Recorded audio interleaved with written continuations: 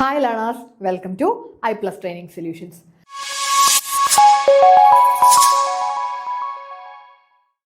ഇപ്പോൾ നമുക്ക് Kerala financial corporation assistant previous year question ഡിസ്കഷന്റെ നെക്സ്റ്റ് പാർട്ടിലേക്ക് പോകാം. അപ്പോൾ കഴിഞ്ഞ ക്ലാസ്സിൽ നമ്മൾ മാനേജ്മെന്റിന്റെ ഒരു പോർഷൻ ആയിരുന്നു സ്റ്റാർട്ട് ചെയ്തിട്ടുണ്ടായിരുന്നത് അല്ലേ? മാനേജ്മെന്റിൽ നിന്നും ചോദിച്ച ക്വസ്റ്റ്യൻസ് ആയിരുന്നു. അപ്പോൾ അതിന്റെ ബാലൻസ് ക്വസ്റ്റ്യൻസ് നമുക്ക് ഇന്നത്തെ ക്ലാസ്സിൽ നോക്കാം. The first woman authority in management is.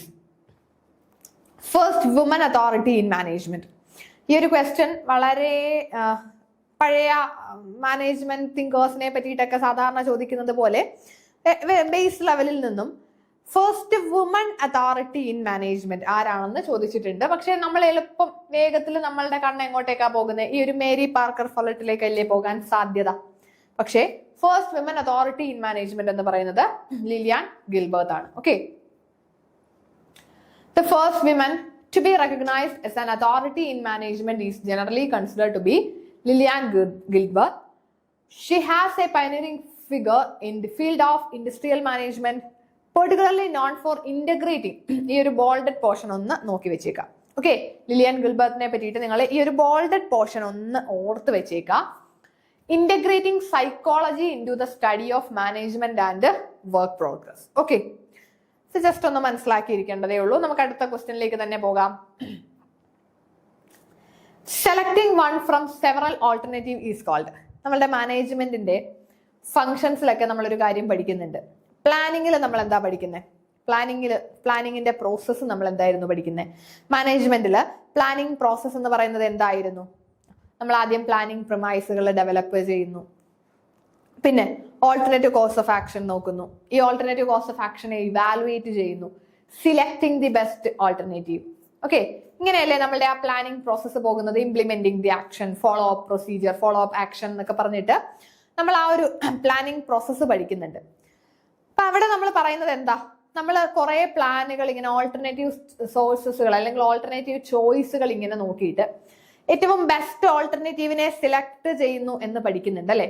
അപ്പൊ ഇവിടെ selecting one from several alternative is called.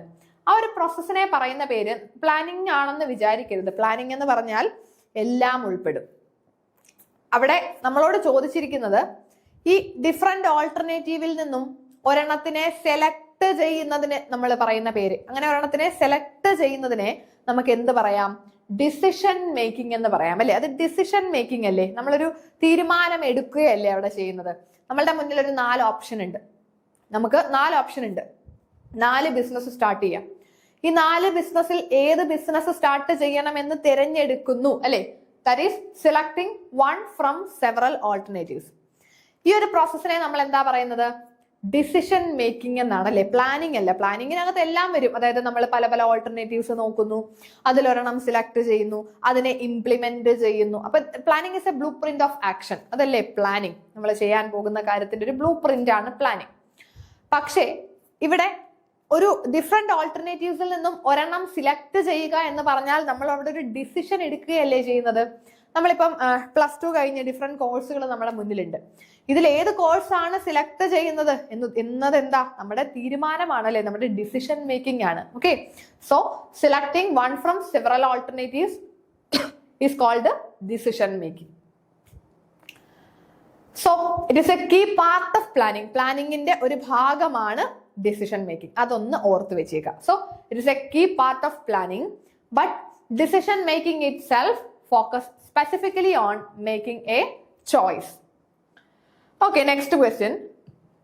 Esprit de corps means. നമ്മളുടെ മാനേജ്മെന്റ് ബേസിക് പഠിക്കുമ്പോൾ നമ്മൾ മാനേജ്മെന്റിലെ കുറച്ച് തിങ്കേഴ്സിനെ പറ്റി പഠിക്കും അല്ലേ? ഹെൻറി ഫയോൾ എന്ന് പറഞ്ഞൊരു മാനേജ്മെന്റ് തിങ്കറെ പറ്റി നമുക്ക് എല്ലാവർക്കും അറിയാം. ഹെൻറി ഫയോളിന്റെ 14 പ്രിൻസിപ്പിൾസും നമ്മൾ പഠിക്കുന്നതാണ് അല്ലെ? ഹെൻറി ഫയോളിന്റെ 14 പ്രിൻസിപ്പിൾസ് നമ്മൾ +2 ലെവൽ തൊട്ട് പഠിച്ചു വരുന്നതാണ്. ഹെൻറി ഫയോൾ പ്രൊപ്പൗണ്ട് ചെയ്ത 14 പ്രിൻസിപ്പിൾസിനെ പറ്റിയിട്ട്. ഈ 14 പ്രിൻസിപ്പിൾസിൽ ഒരെണ്ണമല്ലേ എസ്പിരിറ്റ് ഡി കോപ്സ് എന്ന് പറയുന്നത്? അവസാനത്തെ ഒരു പ്രിൻസിപ്പിൾ ആയിട്ട് നമ്മൾ എപ്പോഴും പഠിച്ചു വെക്കും. Esprit D corps, what is it's meaning? എന്താ എസ്പിരിറ്റ് ഡി കോപ്സ് എന്ന് പറഞ്ഞാൽ? അതാണ് നമ്മളുടെ ചോദ്യം. അത് വളരെ സിമ്പിൾ ആണ്. നമുക്കറിയാം എന്താണെന്ന്. മാനേജ്മെന്റ് പ്രിൻസിപ്പിൾസിനകത്ത് എസ്പിരിറ്റ് ഡീകോപ്സ് എന്താണെന്ന് നമ്മൾ കൃത്യമായിട്ട് പഠിച്ചു പോകുന്നതാണ് അല്ലേ. ബയർ ബിഹേവിയർ ആണോ? Buyer beware, let the buyer beware. ഏതായിരുന്നു ലെറ്റ് ദ ബയർ ബിവെയർ എന്ന് പറഞ്ഞാൽ? ക്യാവിയറ്റ് എംപ്റ്റർ പഠിച്ചിട്ടില്ലേ? നമ്മൾ ലോയ്ക്കകത്തൊക്കെ പഠിക്കുന്നതാ caveat emptor, let the buyer beware. Service is our motto അല്ല, അതല്ലല്ലോ esprit de corps. Union is strength, post buying behaviour. ഏതാണ്? മാനേജ്മെന്റിലെ യൂണിയൻ ഈസ് സ്ട്രെങ്ത് അതല്ലേ. ടീം സ്പിരിറ്റ് അതാണ് esprit de corps. Unity is strength അല്ലെങ്കിൽ ടീം സ്പിരിറ്റിനെയാണ് നമ്മൾ ഈ ഒരു പ്രിൻസിപ്പിളിൽ പറയുന്നത് അല്ലേ. So it is a French term, കൃത്യമായിട്ട് ഓർത്ത് വെക്കുക. ഫ്രഞ്ച് ടേം, ചിലപ്പോൾ അതൊക്കെ നിങ്ങൾക്ക് എടുത്ത് ചോദിക്കാം. ഈ എസ്പിരിറ്റ് ഡീകോപ്സ് എന്ന് പറയുന്നത് ഇറ്റാലിയൻ ടേം ആണോ, ഫ്രഞ്ച് ടേം ആണോ, സ്പാനിഷ് ടേം ആണോ എന്നൊക്കെയുള്ള ചോദ്യങ്ങൾ വരാം. So esprit de corps is a French term, അത് കൃത്യമായിട്ട് പഠിച്ചു വെക്കുക. It is a French term. That means team spirit or a sense of unity and mutual support within a group. അപ്പോൾ ഒരു ഓർഗനൈസേഷനകത്ത് കൃത്യമായിട്ട് എംപ്ലോയീസും എംപ്ലോയറും ഒക്കെ തമ്മിൽ ഒരു ടീം സ്പിരിറ്റോട് കൂടി, യൂണിറ്റിയോട് കൂടി പോയാൽ മാത്രം, അങ്ങനെ പോവുകയാണെങ്കിൽ ആ ഒരു ഓർഗനൈസേഷനെ നമുക്ക് സക്സസ്ഫുൾ ആയിട്ട് കൊണ്ടുപോകാൻ പറ്റും അല്ലെ. സോ ഒരു ഓർഗനൈസേഷൻ മുന്നോട്ട് പോകുമ്പോൾ അവിടെ വരുന്ന മെയിൻ ഒരു പ്രിൻസിപ്പിൾ ആണ് എസ്പിരിറ്റ് ഡീകോപ്സ് എന്ന് പറയുന്നത്. Unity is strength. It is a French principle, അത് കൃത്യമായിട്ട് പഠിച്ചു വെക്കുക. It is a French term, French principle അല്ല, ഒരു ഫ്രഞ്ച് ടേം ആണ് ഈ എസ്പിരിറ്റ് ഡീകോപ്സ് എന്ന് പറയുന്നത്. ഓക്കെ, സോ നെക്സ്റ്റ് ക്വസ്റ്റ്യനിലേക്ക് പോകാം. റെസ്പോൺസിബിലിറ്റി ഈസ്, നമ്മൾ അതോറിറ്റി ആൻഡ് റെസ്പോൺസിബിലിറ്റി ഒക്കെ മാനേജ്മെന്റിൽ പഠിക്കുന്നുണ്ട് അല്ലെ. അതോറിറ്റി, റെസ്പോൺസിബിലിറ്റി എന്നൊക്കെ നമ്മൾ പഠിക്കുന്നുണ്ട്.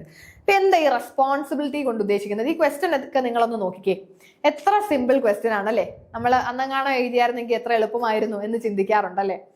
കാരണം വളരെ ബേസ് ലെവൽ ക്വസ്റ്റ്യൻസ്, വളരെ സിമ്പിൾ, നമുക്ക് സിമ്പിൾ ആയിട്ട് അറിയാം, അത്യാവശ്യം നല്ല മാർക്ക് സ്കോർ ചെയ്യാൻ പറ്റുന്ന ഒരു ക്വസ്റ്റ്യൻ പേപ്പർ. അപ്പൊ ഞാൻ എപ്പോഴും പറയുന്നത് പോലെ ഇതേപോലെയുള്ള ക്വസ്റ്റ്യൻസ് ഇനി പ്രതീക്ഷിക്കരുത്. Okay, so responsibility is power to command, delegation of power, getting things done, obligation to do duty. എന്താ റെസ്പോൺസിബിലിറ്റി? ഇതിനെയും നിങ്ങൾ അതോറിറ്റി, റെസ്പോൺസിബിലിറ്റി ഒന്നും മാനേജ്മെന്റിനെ ബേസ് ചെയ്തിട്ട് ഒന്നും പഠിച്ചില്ലെങ്കിൽ പോലും റെസ്പോൺസിബിലിറ്റി എന്ന് പറഞ്ഞാൽ എന്താണെന്ന് ഇതിൽ നിന്ന് മനസ്സിലാക്കി ആ മീനിങ് ഡിറൈവ് ചെയ്താൽ പോലും ആൻസർ കിട്ടില്ലേ. ആ മീനിങ് ഡിറൈവ് ചെയ്തെടുത്താൽ നമുക്ക് ആൻസർ കിട്ടുന്നതല്ലേ ഉള്ളൂ. എന്താ റെസ്പോൺസിബിലിറ്റി? Power to command. നമുക്ക് പവർ ടു കമാൻഡ് എന്ന് പറയുന്നത് റെസ്പോൺസിബിലിറ്റി അല്ല, ഇറ്റ് ഈസ് അതോറിറ്റി. അതോറിറ്റി അല്ലേ പവർ ടു കമാൻഡ്? അത് അതോറിറ്റി ആണല്ലേ, നമ്മളുടെ അധികാരം.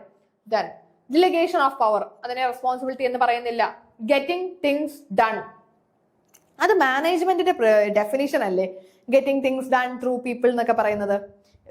Obligation to do duty, obligation ആണ്.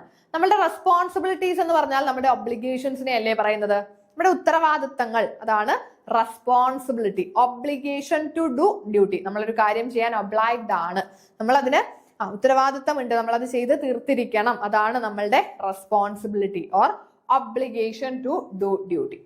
So, responsibility refers to duty or obligation assigned to a person to complete a task or activity. Responsibility is assigned, not taken. A superior assigned task and subordinate is responsible for completing them. Okay, responsibility നമ്മൾ assign ചെയ്യുന്നതാണ്, അത് നമ്മളായിട്ട് ഏറ്റെടുക്കുന്നതല്ല. Responsibility എന്ന് പറയുന്നത് ഒരാൾ assign ചെയ്ത് കൊടുക്കുന്നതാണ് അല്ലെ. ഓക്കെ, നമുക്ക് നെക്സ്റ്റ് ഓപ്ഷനിലേക്ക് പോകാം. ഒരുപാട് സമയം അറിയാവുന്ന കാര്യങ്ങളിലൊന്നും ഒരുപാട് നേരം നിന്ന് നോക്കണ്ട.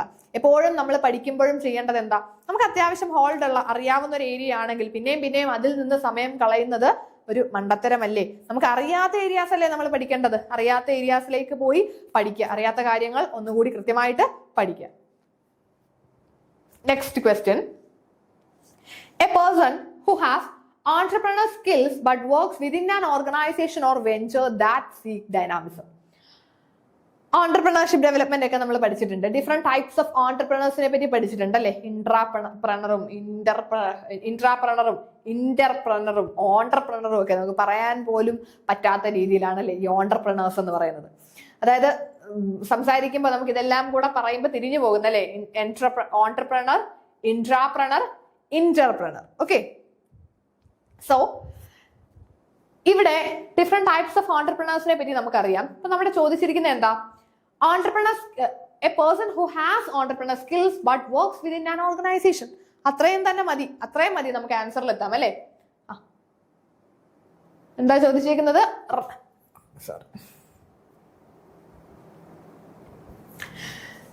Person who has entrepreneur skills ഒക്കെ ഉള്ള ഒരു പേഴ്സൺ ആണ്, പക്ഷേ വർക്ക്സ് വിത്തിൻ ആൻ ഓർഗനൈസേഷൻ. സാധാരണ ഓൺടർപ്രണേഴ്സ് എന്ന് പറഞ്ഞാൽ ഒരാളുടെ കീഴിലാണോ വർക്ക് ചെയ്യുന്നത്? ഓൺടർപ്രണർ എന്ന് പറഞ്ഞാൽ സ്വന്തമായിട്ട് എന്തെങ്കിലും ഒക്കെ ചെയ്യുന്ന ആൾക്കാരെയല്ലേ ഓൺടർപ്രണേഴ്സ് എന്ന് പറയുന്നത്. ഇപ്പൊ ഇവിടെ പറഞ്ഞിരിക്കുന്നത് ഒരു സ്വന്തമായിട്ടൊക്കെ കാര്യങ്ങൾ ചെയ്യാനുള്ള ഓൺടർപ്രണർ സ്കിൽസ് ഒക്കെ ഉള്ളൊരു വ്യക്തിയാണ്, പക്ഷെ ആ വ്യക്തി ഒരു ഓർഗനൈസേഷനിൽ ജോലി ചെയ്യുന്നുണ്ട്, ഒരാളുടെ അണ്ടറിലാണ് ജോലി ചെയ്യുന്നത് എങ്കിൽ അതിനെ എന്ത് പറയും? ഓപ്ഷൻസ് ഇത് സിമ്പിൾ ആയിട്ട് കിട്ടുക. ഓൺടർപ്രണർ അല്ല, ഇൻട്രാപ്രണർ എന്നല്ലേ നമ്മൾ പറയുന്നത്. ഇൻട്രാപ്രണർ ആ പേര് വെച്ച് നമുക്ക് റിലേറ്റ് ചെയ്യാം. ഒരു ഓർഗനൈസേഷന്റെ അകത്ത് നിന്ന് വർക്ക് ചെയ്യുന്ന ഓൺടർപ്രണറിനെ ഇൻട്രാപ്രണർ എന്ന് പറയാം അല്ലെ. So an intrapreneur is a person who has entrepreneurial skills such as innovation, risk taking and initiative, but works within an existing organization rather than starting their own business. പക്ഷേ ഓൺടർപ്രണർ സ്കിൽസ് ഉണ്ട്, എന്നാൽ സ്വന്തമായിട്ട് business തുടങ്ങുന്നതിന് പകരം ഒരു organisation അകത്ത് നിന്ന് ജോലി ചെയ്യുന്നവരാണ് ഇൻട്രാപ്രണേഴ്സ്. നെക്സ്റ്റ് ക്വസ്റ്റ്യൻ, ഇതും വളരെ വളരെ സിമ്പിൾ ക്വസ്റ്റ്യൻ ആണ് അല്ലെ. Name the form of business in which members are having limited liability. ഇതിൽ ഏത് ബിസിനസ് ഫോമിനകത്താണ് മെമ്പേഴ്സിന് ലിമിറ്റഡ് ലയബിലിറ്റി ഉള്ളത്? മെമ്പേഴ്സിന്റെ ലയബിലിറ്റി ലിമിറ്റഡ് ആയിട്ടുള്ള സിറ്റുവേഷൻ ഏതൊക്കെ ബിസിനസ് ഫോംസിലാണ്? നമുക്കറിയാമല്ലോ, മെമ്പേഴ്സിന്റെ ലയബിലിറ്റി അൺലിമിറ്റഡ് ആയിട്ടുള്ളത് ഏതിലൊക്കെയാണെന്നും ലിമിറ്റഡ് ആയിട്ടുള്ളത് ഏതിലൊക്കെയാണെന്നും കൃത്യമായിട്ട് പഠിക്കുന്നതല്ലേ. സോൾ പ്രൊപ്രൈറ്റർഷിപ്പ് എന്ന് പറഞ്ഞാൽ നമ്മൾ ഒരാളാണ് അതിന്റെ ഓണറും ജോലിക്കാരനും എല്ലാം. അങ്ങനെയാണെങ്കിൽ അതിന്റെ ആ ഒരു കമ്പനിയുടെ ലയബിലിറ്റി, സോൾ പ്രൊപ്രൈറ്റർഷിപ്പിലെ ലയബിലിറ്റി അൺലിമിറ്റഡ് അല്ലേ? ലയബിലിറ്റി മൊത്തം എന്നെ ബാധിക്കത്തില്ലേ? എന്റെ പേഴ്സണൽ പ്രോപ്പർട്ടിയും കൂടെ ഞാൻ എടുക്കേണ്ടതായിട്ട് വരും അല്ലേ ബിസിനസിന്റെ ഡെറ്റുകൾക്ക്. കമ്പനി, ജോയിന്റ് സ്റ്റോക്ക് കമ്പനീസിന്റെ ബേസിൽ മാത്രമല്ലേ നമ്മൾ ലയബിലിറ്റി ലിമിറ്റഡ് ആണെന്ന് പറയുന്നത്. കാരണം പാർട്ട്ണർഷിപ്പിലും പാർട്ട്നേഴ്സിന്റെ ലയബിലിറ്റി അൺലിമിറ്റഡ് എന്ന് പഠിച്ചിട്ടുണ്ട് അല്ലെ. Liability of partners are unlimited. പക്ഷേ കമ്പനിയുടെ ബേസിൽ പാർട്ട്നേഴ്സിന്റെ ലയബിലിറ്റി ലിമിറ്റഡ് ആയിരിക്കും. ഓക്കെ, പാർട്ട്നേഴ്സിന്റെ ലയബിലിറ്റി ലിമിറ്റഡ് ആയിരിക്കും. Limited to the extend of capital held by them. ഓരോരുത്തരും എത്ര രൂപയാണോ എത്ര ഷെയർസ് ആണോ അവർ ഹോൾഡ് ചെയ്യുന്നത് അത്രയും വരെ മാത്രമേ അവർക്ക് ലയബിലിറ്റി വരുന്നുള്ളൂ അല്ലെ.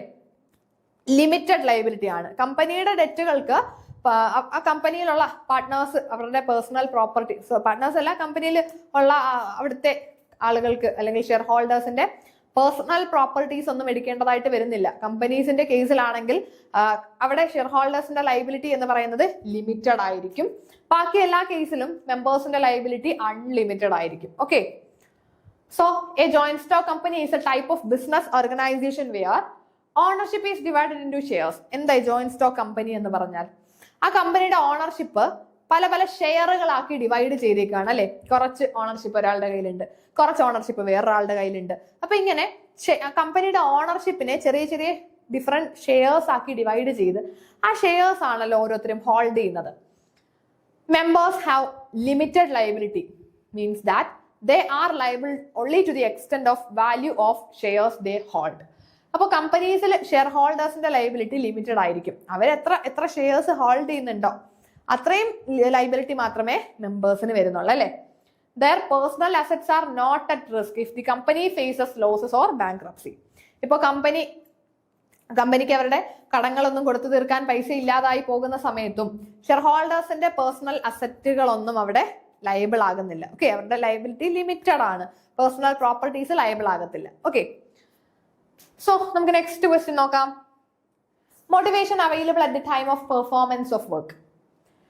നമ്മൾ മോട്ടിവേഷൻ ഡയറക്റ്റിംഗിന്റെ 4 എലമെന്റുകളിൽ പഠിക്കുന്നതാണ് അല്ലെ. ഡയറക്റ്റിംഗിന്റെ 4 എലമെന്റുകളാണ്: സൂപ്പർവിഷൻ, മോട്ടിവേഷൻ, ലീഡർഷിപ്പ്, കമ്മ്യൂണിക്കേഷൻ. ഇത് 4 എലമെന്റ്സ് ഓഫ് ഡയറക്റ്റിംഗ് എന്ന് നമ്മൾ പഠിക്കുന്നുണ്ട്.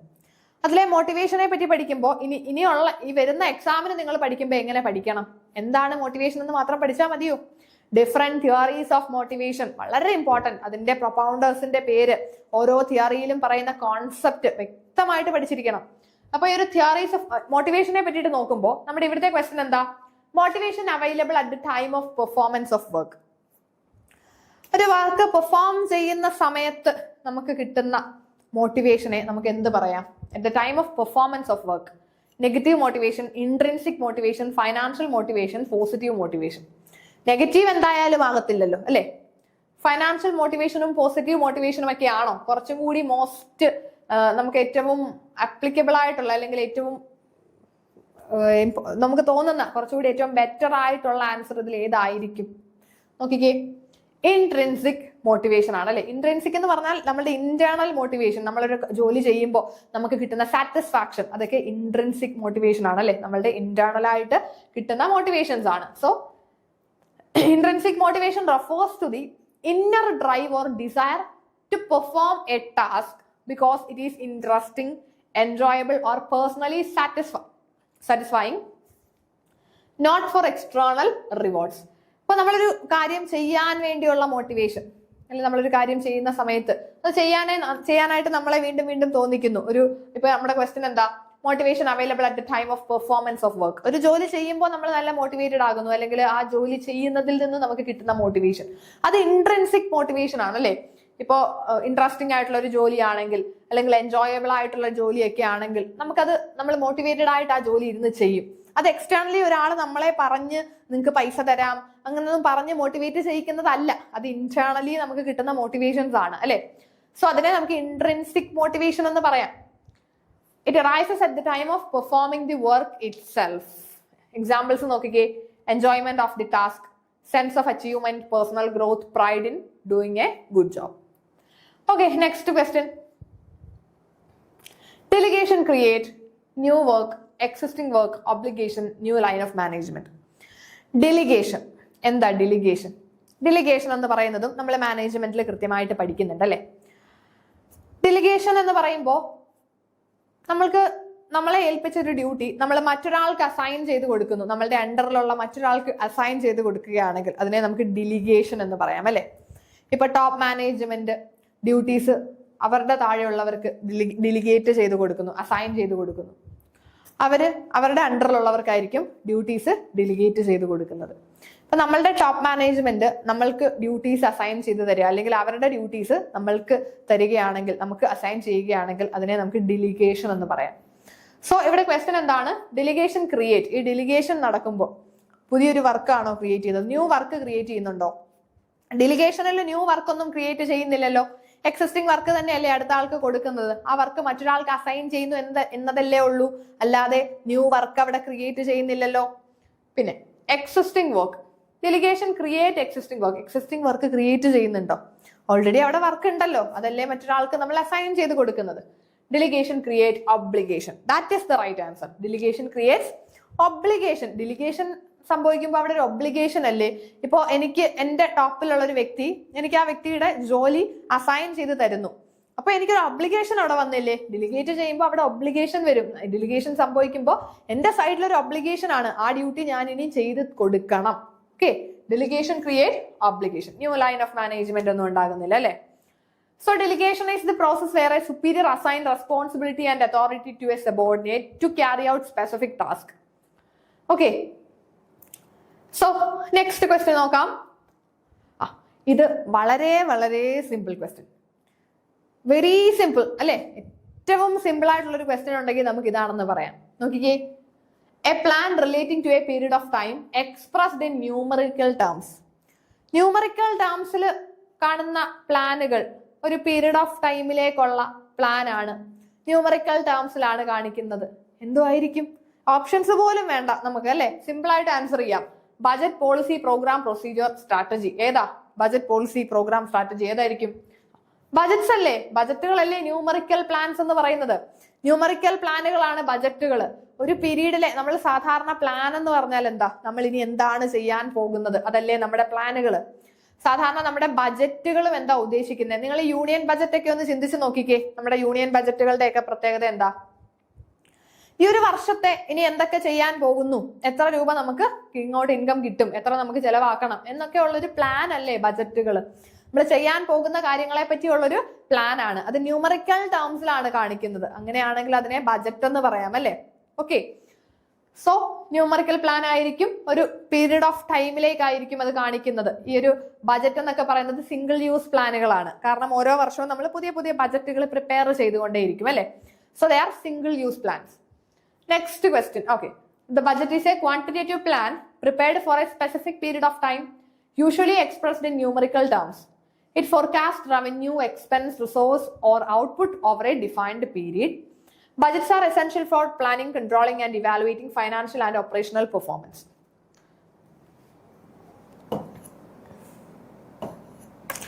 Okay. So, നിങ്ങൾ ബജറ്റുകൾ ഒന്ന് പഠിച്ചു വെക്കാം. ബജറ്റുകൾ എന്ന് പറയുമ്പോൾ ഡിഫറെന്റ് ടൈപ്സ് ഓഫ് ബജറ്റ്സ്. അത് ചിലപ്പോൾ നിങ്ങൾക്ക് വേണമെങ്കിൽ എക്സാമിന് ഒരു ക്വസ്റ്റ്യൻ ആയിട്ട് വരാം. പല തരത്തിലുള്ള ബജറ്റുകളുണ്ട്. റോളിംഗ് ബജറ്റും അങ്ങനെ ഇൻക്രിമെന്റൽ ബജറ്റും അങ്ങനെ പല ടൈപ്പ് ബജറ്റ്സ് ഉണ്ട്. ആ ബജറ്റ്സിനെ പറ്റി ഒന്ന് നോക്കി വെച്ചേക്കാം. ഓക്കെ, സോ നമുക്ക് നെക്സ്റ്റ് ക്വസ്റ്റ്യനിലേക്ക് പോകാം.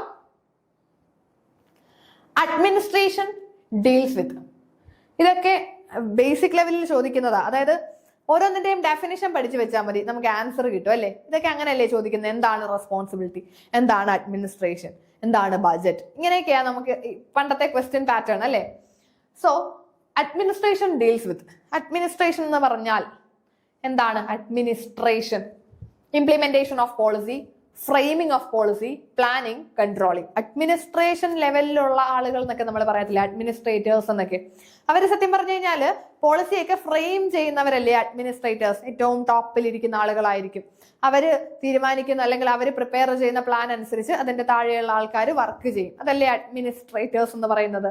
അപ്പൊ പിന്നെ administration deals with framing of policy അല്ലെ. Administration deals with framing of policy. That is the correct answer. Okay, so administration primarily involved formulating policy, setting goals, and making high-level decisions. It is concerned with overall direction of an organization. It is typically done by top-level management. കൃത്യമായിട്ട് ഓർക്കുക, administration എന്ന് പറഞ്ഞാൽ അത് പറഞ്ഞു വെക്കേണ്ട കാര്യമില്ലല്ലോ, നമുക്കറിയാമല്ലോ. നമ്മളൊരു സ്ഥാപനത്തിൽ ജോലി ചെയ്യുമ്പോൾ അവിടുത്തെ അഡ്മിനിസ്ട്രേറ്റേഴ്സ് ആരാ? ഏറ്റവും ടോപ്പിലുള്ള ആൾക്കാരല്ലേ. Top level management or government authorities, ഇവരൊക്കെ നമുക്ക് അഡ്മിനിസ്ട്രേറ്റേഴ്സ് എന്ന് പറയാം. ഓക്കെ, ഇപ്പൊ നമ്മളുടെ സംസ്ഥാനം അല്ലെങ്കിൽ നമ്മളുടെ രാജ്യം, ഇതൊക്കെ ഇതിന്റെയൊക്കെ അഡ്മിനിസ്ട്രേറ്റേഴ്സ് ആരായിരിക്കും? ടോപ്പിൽ വരുന്ന ഗവൺമെന്റ് അതോറിറ്റീസ് ഒക്കെ ആയിരിക്കും അല്ലെ. ഓക്കെ, നമുക്ക് നെക്സ്റ്റ് ക്വസ്റ്റ്യനിലേക്ക് പോകാം. The number of person reporting directly to a superior person is called. ഇത് കൃത്യമായിട്ട് പഠിച്ചു വെക്കേണ്ട ഒരു കാര്യമാണ്. Number of person reporting directly to a superior. ഒരു സുപ്പീരിയർ കാണും,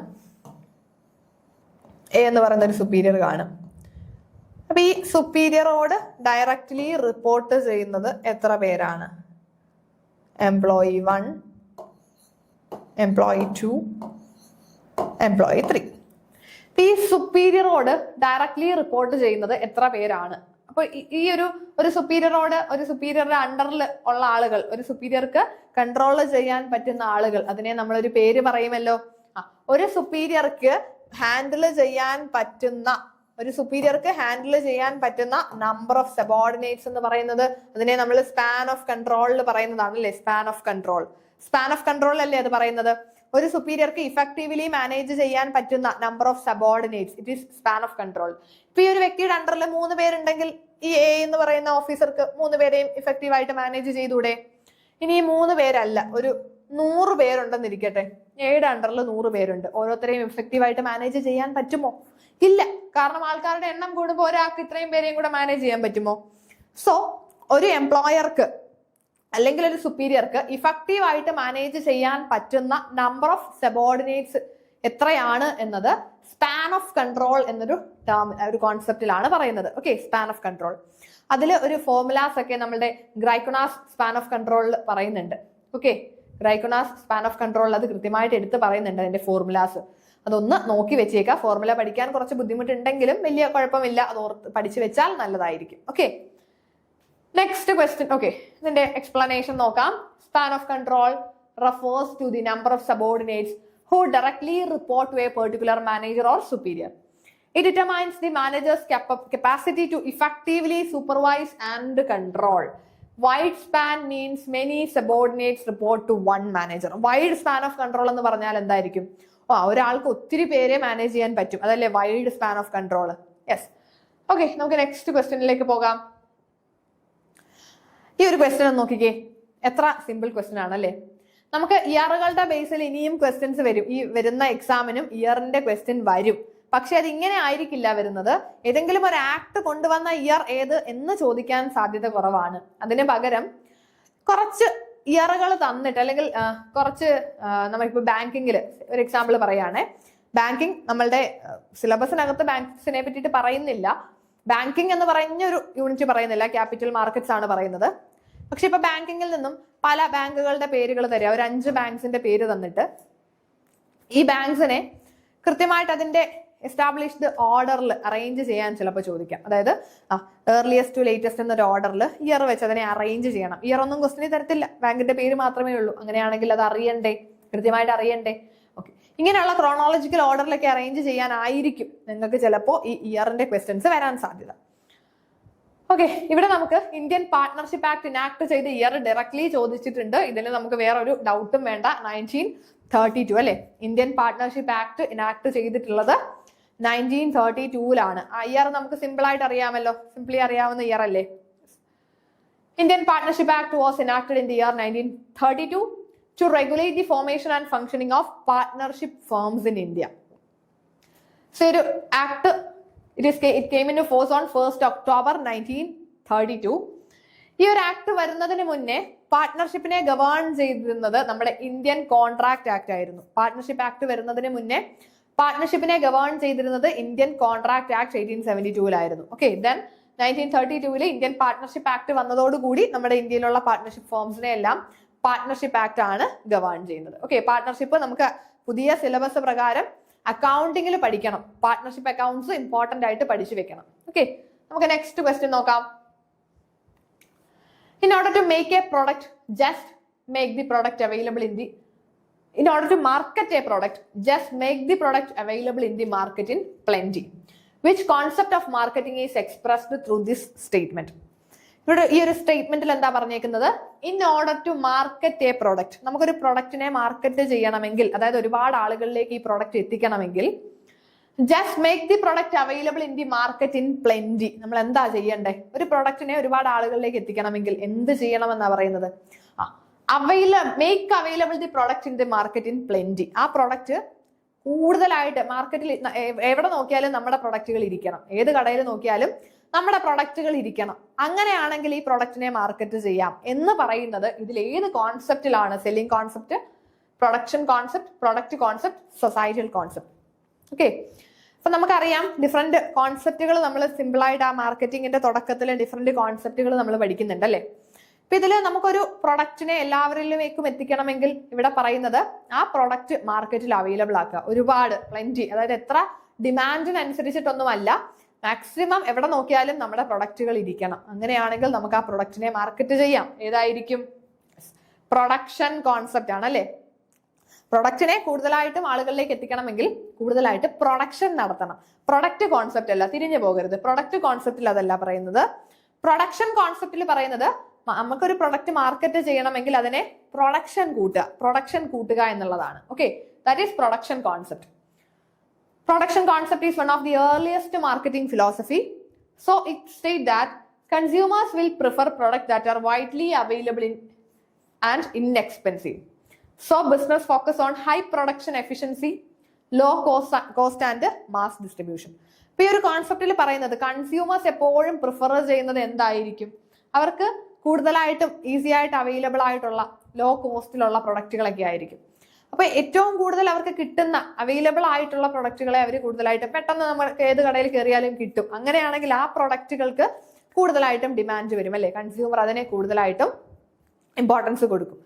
സോ നമുക്ക് ഈ ഒരു പ്രൊഡക്റ്റിനെ മാർക്കറ്റ് ചെയ്യണമെങ്കിൽ അതിന് കൂടുതലായിട്ടും ആ പ്രൊഡക്റ്റ് മാർക്കറ്റിൽ അവൈലബിൾ ആക്കി കൊടുക്കുക എന്നുള്ളതാണ് ഈ ഒരു പ്രൊഡക്ഷൻ കോൺസെപ്റ്റിൽ പറയുന്നത്. ഓക്കെ, ഈ പ്രൊഡക്റ്റ് കോൺസെപ്റ്റും അതേപോലെ തന്നെ സെല്ലിംഗ് കോൺസെപ്റ്റും ഒക്കെ കൃത്യമായിട്ട് നിങ്ങളൊന്ന് പഠിച്ചു വെക്കണം ആ കോൺസെപ്റ്റുകളെ പറ്റിയിട്ടും. ഓക്കെ, സോ ഇത്രയും നിങ്ങൾക്ക് ക്ലിയർ ആയി എന്ന് വിശ്വസിക്കുന്നു. ബാലൻസ് നമുക്ക് നെക്സ്റ്റ് ക്ലാസ്സിലായിട്ട് നോക്കാം. താങ്ക്